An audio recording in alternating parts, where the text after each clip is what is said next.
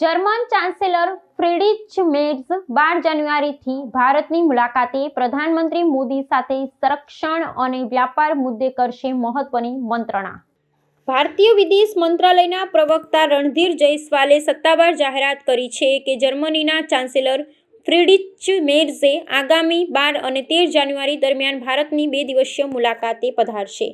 જર્મનીમાં સત્તાના સૂત્રો સાંભળ્યા બાદ ચાન્સેલર મેર્ઝની આ પ્રથમ મહત્વપૂર્ણ ભારત યાત્રા, જેમ બંને રાષ્ટ્રો વચ્ચેની વ્યૂહાત્મક ભાગીદારીને નવી ઊંચાઈએ લઈ જવાની દિશામાં એક નિર્ણાયક કદમ માનવામાં આવે છે. આ મુલાકાત ભારત અને જર્મની વચ્ચેના રાજદ્વારી સંબંધોને વધુ સુદૃઢ બનાવશે.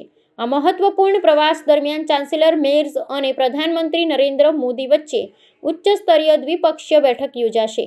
મંત્રણાના મુખ્ય એજન્ડામાં સંરક્ષણ સહયોગ, હરિત ઉર્જા, વ્યાપાર વૃદ્ધિ, અદ્યતન ટેકનોલોજી અને કુશળ માનવબળના આદાન પ્રદાન જેવા વિષયો કેન્દ્ર સ્થાને રહેશે.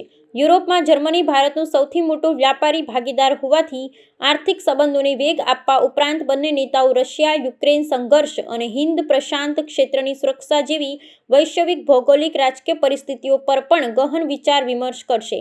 જર્મનીમાં થયેલા તાજેતરના રાજકીય પરિવર્તન બાદ ચાન્સેલર મેર્ઝની આ મુલાકાત દ્વિપક્ષીય સંબંધોમાં સાતત્ય અને સ્થિરતા જાળવવા માટે અત્યંત મહત્વની સાબિત થશે. આ મુલાકાત દરમિયાન જળવાયુ પરિવર્તન અને પુનઃપ્રાપ્ય ઉર્જા ક્ષેત્રે પરસ્પર સહયોગ વધારવા પર વિશેષ ભાર મૂકવામાં આવશે. રાજદ્વારી નિષ્ણાતોને મતે આ પ્રવાસથી બંને લોકશાહી રાષ્ટ્રો વચ્ચેના મૈત્રીપૂર્ણ સંબંધો માટે વધુ ગાઢ બનશે અને ભવિષ્યના સહયોગ માટે એક મજબૂત પાયો તૈયાર થશે. You would have seen that the German Chancellor would be paying an official visit to India on 12th and 13th. We will have bilateral talks between the two leaders, our Prime Minister and German Chancellor in Ahmedabad. During these discussions, all aspects of the bilateral relationship will be discussed.